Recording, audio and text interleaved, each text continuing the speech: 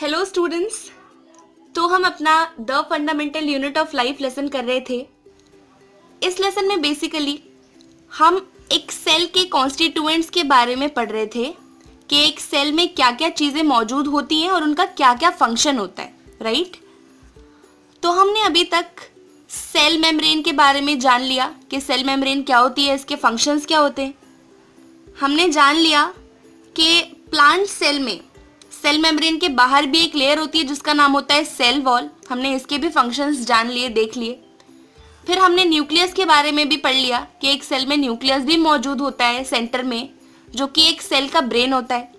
फिर हमने साइटोप्लाज्म के बारे में भी जान लिया कि साइटोप्लाज्म एक ट्रांसपेरेंट सा फ्लूइड होता है जो कि सेल मेम्ब्रेन के अंदर की तरफ फिल्ड होता है। तो अब बारी है सेल ऑर्गेनेलीज के बारे में पढ़ने की। सेल ऑर्गेनेलीज, यही है हमारा आज का टॉपिक। तो आप जानते हो कि जितने भी लिविंग ऑर्गेनिजम्स हैं वो सब छोटे छोटे सेल से मिलकर बने होते हैं, और एक लिविंग ऑर्गेनिज्म की बॉडी के जो भी फंक्शंस होते हैं वो सारे फंक्शंस ये सेल परफॉर्म करते हैं, ठीक है। अगर मैं बात करती हूँ एक इंडिविजुअल सेल की, तो एक सेल में भी बहुत सारी केमिकल एक्टिविटीज हो रही होती हैं एक टाइम पर। कहीं प्रोटीन बन रहा होता है, कहीं एक सेल का वेस्ट मटेरियल सेल से बाहर जा रहा होता है, कहीं बाहर से ऑक्सीजन सेल के अंदर आ रही होती है। तो बहुत सारी एक्टिविटीज इस सेल में होती रहती हैं। अब सोचिए खुद, जब इतनी सारी एक्टिविटीज एक सेल में होंगी, मान लो यहाँ पर एक एक्टिविटी हो रही है प्रोटीन सिंथेसिस की और यहाँ पर एक एक्टिविटी हो रही है डिफ्यूजन की, तो ये एक्टिविटी इस एक्टिविटी के साथ इंटरमिक्स हो जाएगी क्योंकि बहुत सारी और भी एक्टिविटीज हो रही हैं, है ना। तो सब एक दूसरे के साथ इंटरमिक्स ना हो जाएं, ठीक है। एक एक्टिविटी दूसरी एक्टिविटी में इंटरफेयर ना करे, इस चीज के लिए हर एक सेल के पास छोटी छोटी सेल ऑर्गेनेलीज होती हैं। ये छोटी छोटी सेल ऑर्गेनेलीज में ही सेल के सारे फंक्शंस होते हैं, ठीक है। सेल ऑर्गेनेलीज में फंक्शन इसलिए होते हैं कि अगर ऐसे ही सेल में होंगे फंक्शंस तो एक दूसरे के साथ वो इंटरफेयर करने लग जाएंगे क्योंकि बहुत सारे फंक्शंस हो रहे हैं। तो इस वजह से छोटी छोटी सेलुलर स्ट्रक्चर्स एक सेल में मौजूद होते हैं और इन्हीं सेलुलर स्ट्रक्चर्स को हम सेल ऑर्गेनेलीज कहते हैं। ये चीज क्लियर हुई? ओके। तो एक सेल के साइटोप्लाज्म में ही ये सारी ऑर्गेनेलीज तैर रही होती हैं। मान लो यहाँ पर साइटोप्लाज्म में, यहाँ पर छोटे छोटे सेलुलर स्ट्रक्चर्स मतलब ऑर्गेनेलीज यहाँ पर प्रेजेंट होती हैं और इन्हीं के अंदर इनका काम चालू रहता है, ठीक है। इनके अंदर इनका फंक्शन होता रहता है। अब जितनी भी सेल ऑर्गेनेलीज होती है ना, इनके बाजू में मतलब इनकी बाउंड्री पर एक मेम्ब्रेन होती है। जितनी भी सेल ऑर्गेनेलीज होती है लगभग सब में मेम्ब्रेन होती है। ये मेम्ब्रेन क्या काम करती है? जो भी ऑर्गेनेली के अंदर फंक्शन हो रहा है उसको बाहर के एनवायरनमेंट से सेपरेट करने का काम, क्योंकि मेम्ब्रेन नहीं होगी तो यार इंटरफेयर करेंगे ना एक दूसरे के साथ ये लोग। तो इस वजह से ऑर्गेनेलीज के बाहर होती है मेम्ब्रेन ताकि ये सब अपना फंक्शन आराम से कर पाए और कोई किसी के साथ इंटरफेयर ना करे। यहां पर एक और इंपॉर्टेंट बात बता दूं मैं आपको, यूकैरियोटिक सेल्स में जो सेल ऑर्गेनेलीज मौजूद हैं उनमें मेम्ब्रेन होती है, लेकिन प्रोकैरियोट्स में नहीं होती। यूकैरियोटिक थोड़े कॉम्प्लेक्स होते हैं, प्रोकैरियोटिक्स थोड़े सिंपल होते हैं। सो यूकैरियोटिक सेल्स में membrane bound organelles are present, but in prokaryotic cells membrane bound organelles are absent। ये चीज क्लियर हो गई। membrane bound organelles का मतलब वो सेल ऑर्गेनेलीज जिनके आसपास मेम्ब्रेन्स हैं। तो यूकैरियोटिक सेल्स में membrane bound organelles होती हैं लेकिन प्रोकैरियोटिक्स में नहीं होती। इतना क्लियर है? ओके। तो हमारे दिमाग में सेल ऑर्गेनेली की थोड़ी थोड़ी इमेज क्लियर होने लग गई है अब कि सेल ऑर्गेनेलीज छोटे छोटे सेलुलर स्ट्रक्चर्स होते हैं जो कि अपना अपना फंक्शन करते हैं। मैं यहाँ पर आपको एक इंटरेस्टिंग सी बात बताती हूँ। मान लो अगर एक सेल में सेल ऑर्गेनेली मौजूद है, आप इस सेल ऑर्गेनेली को सेल से निकालकर बाहर ले आओ। अगर आप इस सेल ऑर्गेनेली को सेल जैसा ही एनवायरनमेंट प्रोवाइड कर दो तो भी ये सेल ऑर्गेनेली सेल से बाहर भी अपना फंक्शन करने लगती है। ठीक है, इसको आप बस साइटोप्लाज्म जैसा एनवायरनमेंट प्रोवाइड कर दो, ये सेल ऑर्गेनेली अपना काम करने लग जाएगी। तो अब मुद्दे की बात पर आते हैं वापस से। तो कुछ सेल ऑर्गेनेलीज ऐसी होती हैं जिनके ऊपर एक ही मेम्ब्रेन होती है, सिर्फ सिंगल मेम्ब्रेन। ठीक है, सिंगल कवरिंग होती है। लेकिन कुछ सेल ऑर्गेनेलीज ऐसी भी होती है जिनके ऊपर डबल मेम्ब्रेन होती है, जिनके ऊपर 2 कवरिंग होती है। और कुछ सेल मेम्ब्रेन ऐसी भी होती है जिनके ऊपर कोई भी मेम्ब्रेन मौजूद नहीं होती। तो अगर मैं नंबर ऑफ मेम्ब्रेन्स के बेसिस पर सेल ऑर्गेनेलीज को डिवाइड करूं तो सेल ऑर्गेनेलीज हमारी 3 टाइप की होंगी। पहला टाइप होगा double membrane bound, second type होगा सिंगल मेम्ब्रेन बाउंड, और थर्ड टाइप होगा नो मेम्ब्रेन बाउंड, मतलब the organelle which does not have any membrane. ठीक है, सो डबल मेम्ब्रेन बाउंड, सो सेल ऑर्गेनेलीज 3 टाइप की होती हैं, double membrane bound, single membrane bound और मेम्ब्रेन लेस। वो ऑर्गेनेली जिसके ऊपर 2 मेम्ब्रेन्स होती हैं वो डबल मेम्ब्रेन बाउंड वाली कैटेगरी में आती हैं। सिंगल मेम्ब्रेन बाउंड वाली कैटेगरी में वो ऑर्गेनेलीज आती हैं जिनके ऊपर सिर्फ एक सिंगल मेम्ब्रेन होती है, और मेम्ब्रेन लेस मतलब जिसके ऊपर कोई भी मेम्ब्रेन नहीं होती। तो एक सेल में डबल मेम्ब्रेन बाउंड ऑर्गेनेलीज होती हैं माइटोकॉन्ड्रिया एंड प्लास्टिड्स।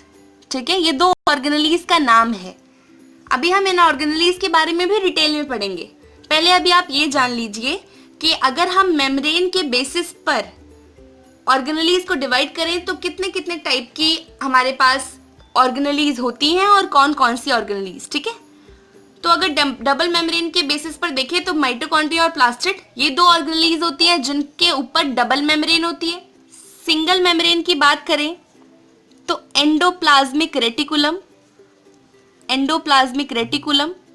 ठीक है, गोल्गी एपरेटस, लाइजोसोम्स और वैक्यूल्स, ये वो सेल ऑर्गेनेलीज होती हैं जिनके ऊपर एक सिंगल मेम्ब्रेन होती है। ठीक है, अब फिर आती है मेम्ब्रेन लेस जिसके ऊपर कोई भी मेम्ब्रेन नहीं होती, तो वो है राइबोसोम्स वो सेल ऑर्गेनेलीज है जिनके ऊपर कोई भी मेम्ब्रेन नहीं होती। तो अभी ये तो हमने सेल ऑर्गेनेलीज के नाम जान लिए कि एक सेल में बेसिकली ये वाली सेल ऑर्गेनेलीज प्रेजेंट होती हैं, mitochondria, plastid, endoplasmic reticulum, Golgi apparatus, lysosomes, vacuoles, ribosomes. इन सभी सेल ऑर्गेनेलीज का अपना अपना काम है। तो हम शुरुआत करेंगे सबसे पहले एंडोप्लाज्मिक रेटिकुलम से। इसके बारे में जानेंगे, इसका स्ट्रक्चर क्या होता है, इसका फंक्शन क्या होता है, कितना इंपॉर्टेंट है ये एक सेल में, इस बारे में हम जरा बात कर लेते हैं। तो कुछ ऐसा सा दिखता है एंडोप्लाज्मिक रेटिकुलम। ट्यूब्स और शीट लाइक स्ट्रक्चर्स होता है इसका, और ये शीट्स और ट्यूब लाइक स्ट्रक्चर पूरा मेम्ब्रेन से कवर होता है, पूरा मेम्ब्रेन से कवर। हमने पढ़ा था ना अभी endoplasmic reticulum single membrane bound structure होता है। तो ये ऑर्गेनेली सिंगल मेम्ब्रेन बाउंड होती है, इसके आसपास एक मेम्ब्रेन से कवर होता है ये पूरा, और ट्यूब्स और शीट्स लाइक इसका स्ट्रक्चर होता है। तो एंडोप्लाज्मिक रेटिकुलम बेसिकली 2 टाइप्स के होते हैं, एक होता है स्मूथ एंडोप्लाज्मिक रेटिकुलम और एक होता है rough endoplasmic reticulum. Rough endoplasmic reticulum rough इसलिए होता है क्योंकि इसके ऊपर राइबोसोम्स प्रेजेंट होते हैं, राइबोसोम्स, और इन राइबोसोम्स का काम है प्रोटीन बनाना। राइबोसोम्स प्रोटीन को मैन्युफैक्चर करते हैं, और स्मूथ एंडोप्लाज्मिक रेटिकुलम का काम है लिपिड्स बनाना और फैट्स मॉलिक्यूल्स बनाना। ठीक है, वो सारे मॉलिक्यूल्स बनाना जो एक सेल की डेवलपमेंट के लिए इंपॉर्टेंट है। तो रफ एंडोप्लाज्मिक रेटिकुलम क्या करता है, रफ एंडोप्लाज्मिक रेटिकुलम के ऊपर प्रेजेंट होते हैं राइबोसोम्स, और वो राइबोसोम्स प्रोटीन सिंथेसिस का काम करते हैं। और स्मूथ एंडोप्लाज्मिक रेटिकुलम के ऊपर राइबोसोम्स एब्सेंट होते हैं, that's why it is smooth. ठीक है, और स्मूथ एंडोप्लाज्मिक रेटिकुलम लिपिड्स और फैट मॉलिक्यूल्स बनाता है, क्लियर है? ठीक है, तो जो भी प्रोटीन्स और लिपिड्स या फिर फैट्स एंडोप्लाज्मिक रेटिकुलम बनाता है, उन्हीं को ये ट्रांसपोर्ट करता है एक सेल में अलग अलग जगह पर, जहां पर इसकी नीड है। ठीक है, जहां पर भी सेल में प्रोटीन, लिपिड या फिर फैट की रिक्वायरमेंट है, एंडोप्लाज्मिक रेटिकुलम क्या करता है, वहां पर प्रोटीन, फैट्स और लिपिड को ट्रांसफर कर देता है। और smooth endoplasmic, rough endoplasmic reticulum से बनने वाले कुछ प्रोटीन्स और लिपिड्स एक सेल की सेल मेम्ब्रेन को बनाने का भी काम करते हैं। इस प्रोसेस का नाम होता है मेम्ब्रेन बायोजेनेसिस। क्या होता है मेम्ब्रेन बायोजेनेसिस? जब स्मूथ एंडोप्लाज्मिक रेटिकुलम और रफ एंडोप्लाज्मिक रेटिकुलम के प्रोटीन्स, फैट्स और लिपिड्स का इस्तेमाल एक सेल अपनी सेल मेम्ब्रेन को बनाने में करता है, तो उस प्रोसेस को हम कहते हैं मेम्ब्रेन बायोजेनेसिस। ठीक है, तो यहां पर मैंने आपको बताया कि एंडोप्लाज्मिक रेटिकुलम ट्यूब्स और शीट्स जैसा स्ट्रक्चर होता है उसका, लेकिन कुछ और सेल्स में उसका राउंड या फिर ऑब्लॉन्ग स्ट्रक्चर भी हो सकता है। मतलब हर एक सेल में एंडोप्लाज्मिक रेटिकुलम की शक्ल अलग अलग होती है। ठीक है, लेकिन हर सेल में वो दो टाइप से पाए जाते हैं, स्मूथ और रफ, और फंक्शन सेम होता है। स्ट्रक्चर अलग अलग हो सकता है बट फंक्शन दोनों का सेम ही होता है हर टाइप ऑफ एंडोप्लाज्मिक रेटिकुलम में। ठीक है, तो हमें समझ आ गया कि एंडोप्लाज्मिक रेटिकुलम क्या होता है। हमने जाना कि एंडोप्लाज्मिक रेटिकुलम दो टाइप्स के होते हैं, स्मूथ और रफ। रफ इसलिए होता है क्योंकि इसके सरफेस पर राइबोसोम्स अटैच्ड होते हैं और स्मूथ के सरफेस पर राइबोसोम्स एब्सेंट होते हैं। हमने इन दोनों के फंक्शन के बारे में भी जान लिया कि रफ एंडोप्लाज्मिक रेटिकुलम प्रोटीन बनाने का काम करता है, smooth endoplasmic reticulum fats, lipids और ये सब बनाने का काम करता है।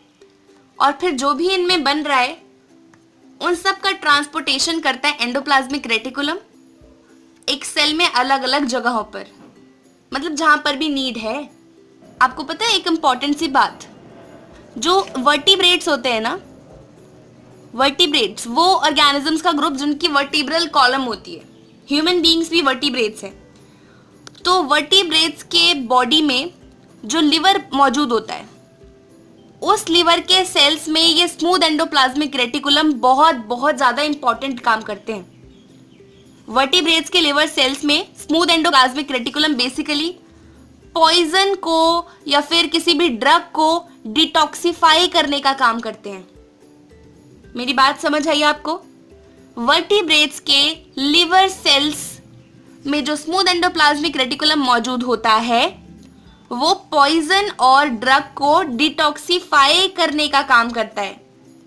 कई बार ये क्वेश्चन एग्जाम में भी आता है, क्वेश्चन आ जाता है 2 मार्क्स में, बताइए कि वर्टिब्रेट्स के लिवर सेल्स में स्मूथ एंडोप्लाज्मिक रेटिकुलम क्या इंपॉर्टेंट काम करता है। तो आपने यही लिखना है कि वर्टिब्रेट्स के लिवर सेल्स में स्मूथ एंडोप्लाज्मिक रेटिकुलम ड्रग्स और पॉइजन को डिटॉक्सिफाई करने का काम करता है। ठीक है, तो यही था एंडोप्लाज्मिक रेटिकुलम। ट्यूब और शीट जैसा स्ट्रक्चर होता है, इसके ऊपर राइबोसोम्स प्रेजेंट होते हैं तो वो रफ एंडोप्लाज्मिक रेटिकुलम होता है, एब्सेंट होते हैं तो स्मूथ एंडोप्लाज्मिक रेटिकुलम होता है। इसके फंक्शंस के बारे में भी हमने जान लिया। वर्टिब्रेट्स के लिवर सेल्स में भी इसका बहुत इंपॉर्टेंट फंक्शन है, उसके बारे में भी जान लिया। अगर एग्जाम में क्वेश्चन आए कि एंडोप्लाज्मिक रेटिकुलम के कुछ फंक्शंस बताओ, तो यही लिखना आप कि endoplasmic reticulum basically protein, lipids, fats को सिंथेसाइज करने का काम करता है और इन सिंथेसाइज्ड प्रोटीन्स, फैट्स और लिपिड्स को सेल में अलग अलग जगह पहुंचाने का काम करता है। कई सारी सेलुलर एक्टिविटीज को भी ये जगह देता है, मतलब कई सारी सेलुलर एक्टिविटीज भी एंडोप्लाज्मिक रेटिकुलम के ऊपर परफॉर्म करी जाती हैं। तो यही फंक्शन से एंडोप्लाज्मिक रेटिकुलम के लिए जिनके बारे में हमने जान लिया है। अगर आपको कोई भी डाउट होता है तो उसे कमेंट सेक्शन में जरूर पूछें। तो इस वीडियो को इतना ही रखते हैं और आपसे मिलते हैं हम आगे आने वाले वीडियोस में। तब तक के लिए bye bye, take care, have a great day.